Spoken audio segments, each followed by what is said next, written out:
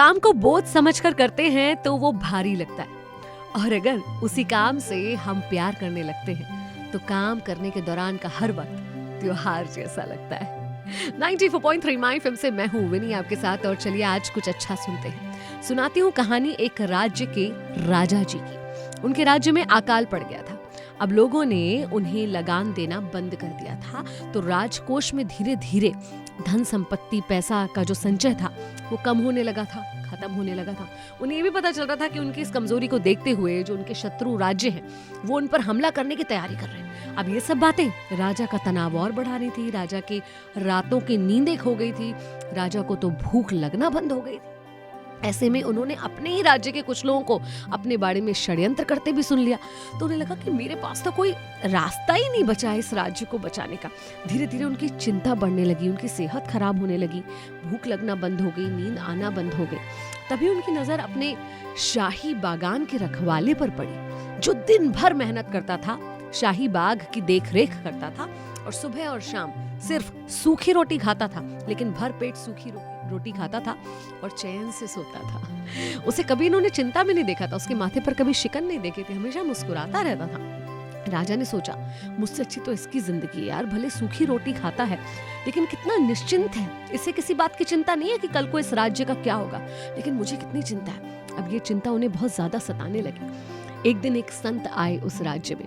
जब राजा ने अपनी चिंता संत को बताई तो उन्होंने कहा कि चिंता का सबब ये राजपाट है। राजपाट छोड़ दो तो तुम्हारी चिंताएं दूर हो जाएंगी। ऐसा करो, ये सारा राजपाट तुम मुझे दे दो। राजा तुरंत इस बात के लिए तैयार हो गया। संत का राज्याभिषेक कर दिया। राज्याभिषेक होने के बाद संत ने राजा से पूछा कि अब तुम क्या करोगे? तो बोले, अब तो मेरे पास कोई धन पैसा है नहीं, कहीं नौकरी करके जीवन चला लूंगा। तो उन्होंने कहा, तुम कहीं और क्यों जाते हो? तुम यहीं इसी राज्य में क्यों नहीं नौकरी करते? बोला, ठीक है। तो उन्होंने कहा कि भाई देखो, मैं तो एक संत हूँ, मुझे आदत तो है नहीं कि मैं राजमहल में रहूं, तो मैं तो अपनी कुटिया में ही रहूंगा। तुम, क्योंकि तुम्हें यहाँ पर राज्य चलाने का अनुभव भी है, तुम मेरी जगह पर बैठकर यहाँ राज्य चलाओ और राजमहल में रहो, मैं तुम्हें उसके लिए तनख्वाह दिया करूंगा। राजा अब उसी राजपाट को एक नौकर की भांति चलाने लगा कि ये तो संत का राज्य है और मुझे सिर्फ इसे चलाना है। और आप मानेंगे, राजा की सारी चिंताएं दूर हो गई।